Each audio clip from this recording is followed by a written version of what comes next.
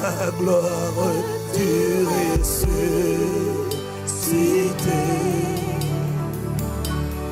Rien n'est égal Oh la sabradash. à la bonté du Seigneur. Oh. Les cieux proclament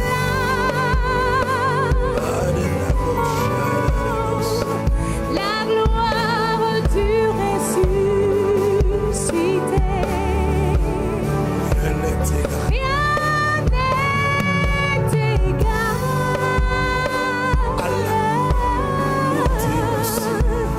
à la bonté du Seigneur. Les cieux proclament. Les cieux proclament La gloire du ressuscité. Rien n'est égal, rien n'est égal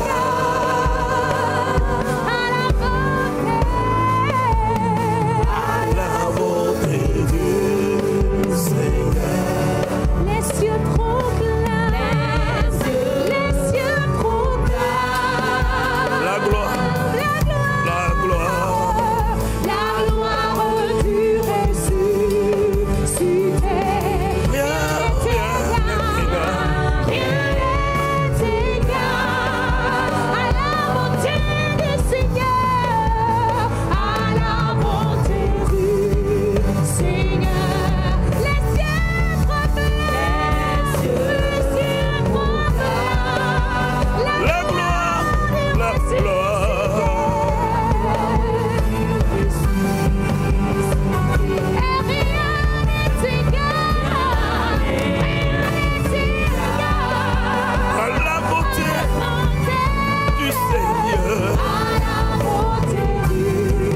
Seigneur. À jamais tu seras l'agneau sur le trône de nos vies. Ce soir je fléchis mes genoux.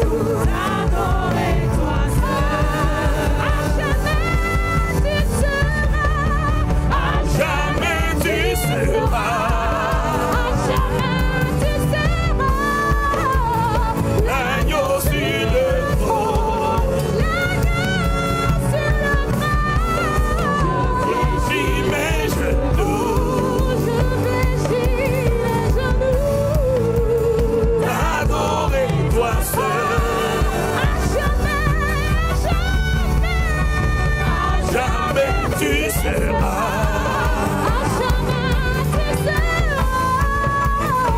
agneau sur le trône. Fléchis mes genoux. Adorer toi seul. Jamais tu seras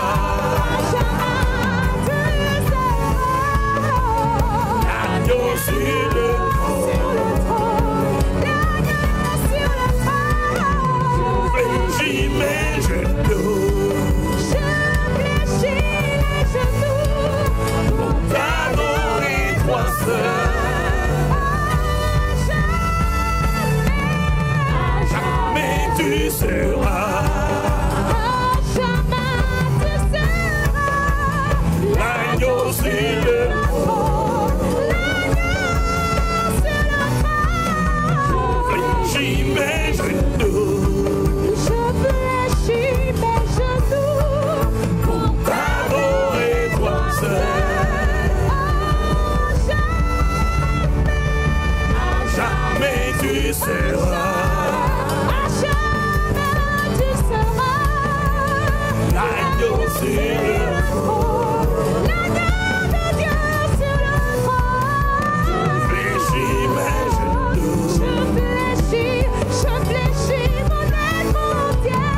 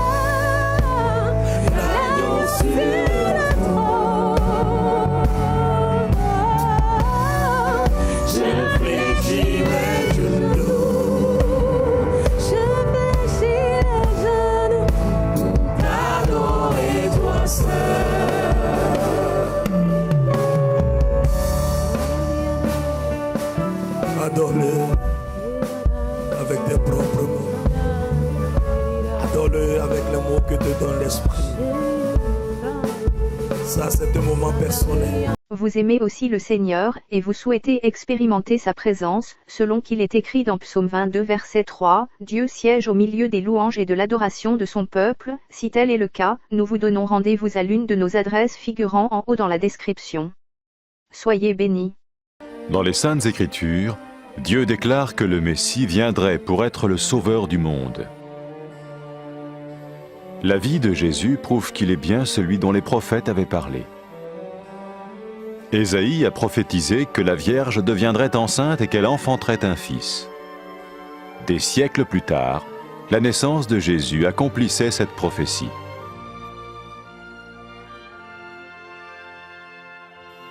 Les Saintes Écritures déclaraient que le saint à naître serait appelé le Fils de Dieu. Cela signifiait que Jésus serait le Fils de Dieu au sens spirituel et non au sens physique. Nous le voyons par sa manière de vivre. Il a guéri des malades, il a pardonné leurs péchés, les a ramenés à Dieu et leur a promis une place dans le royaume éternel de Dieu. Il s'est offert lui-même en sacrifice pour le péché à leur place. Puis il est revenu à la vie, victorieux sur la mort selon le plan de Dieu. Jésus a dit « Personne ne me prend la vie, mais je la donne de ma propre volonté ». La vie de Jésus n'a pas seulement accompli les écrits des prophètes, mais elle a aussi confirmé la vérité de la sainte parole de Dieu. Les prophètes avaient écrit « Ta parole, ô mon Dieu, est parfaite, elle dure à toujours ». Jésus lui-même a dit « Le ciel et la terre disparaîtront, tandis que mes paroles ne disparaîtront jamais ». Jésus est venu pour nous donner la vie dans toute sa plénitude. Et quand l'homme a désobéi à Dieu dans le jardin d'Éden, il a choisi sa propre voie et ses actions l'ont séparé du Créateur.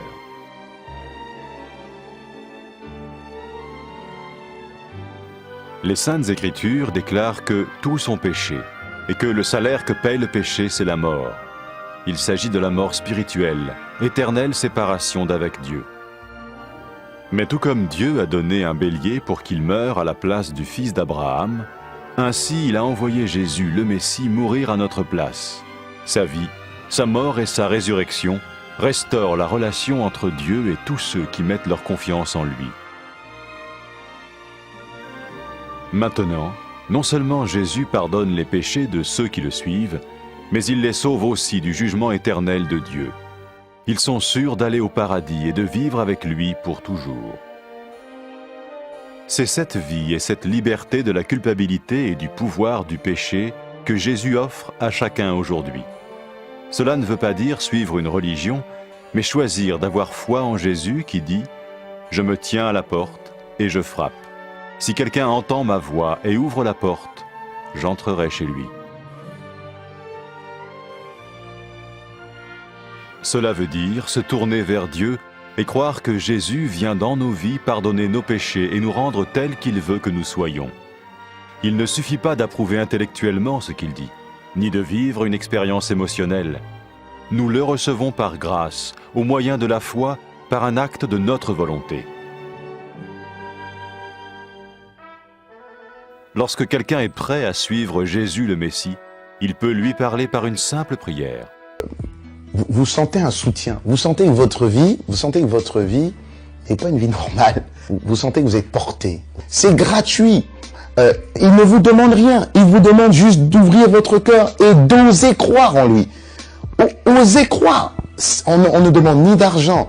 On vous demande pas une souffrance particulière. On vous dit faites confiance et croyez.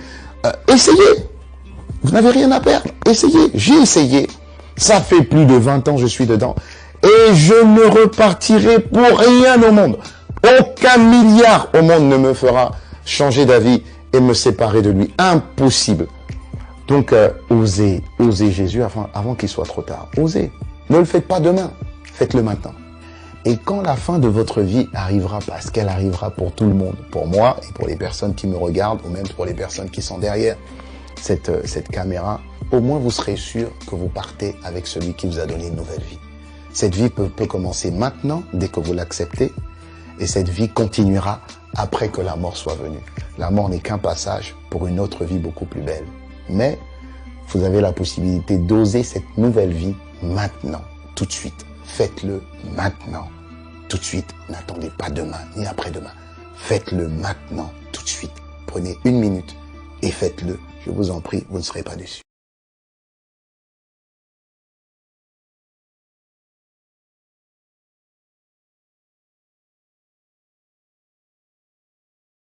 Après avoir écouté ce message, si vous avez décidé de donner votre vie au Seigneur Jésus-Christ, faites cette prière avec l'homme de Dieu. Mon Dieu, je viens devant toi, tel que je suis. Je confesse Jésus-Christ comme mon Sauveur et mon Seigneur.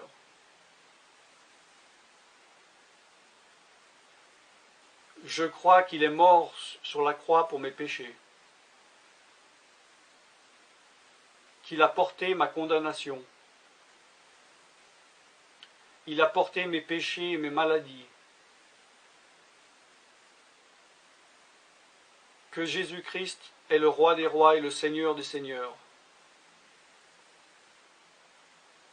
Qu'il est le Fils de Dieu.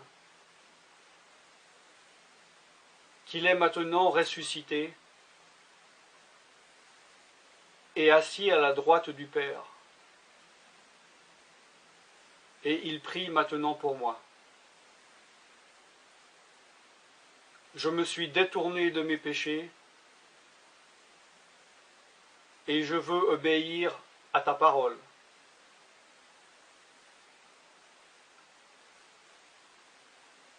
Je viens à toi en te demandant, mon Dieu, de me donner ton Esprit Saint.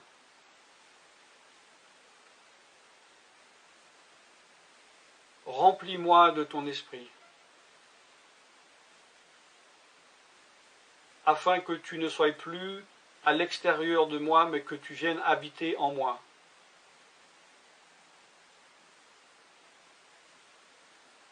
Et que je devienne ton temple. Esprit de Dieu, viens habiter en moi.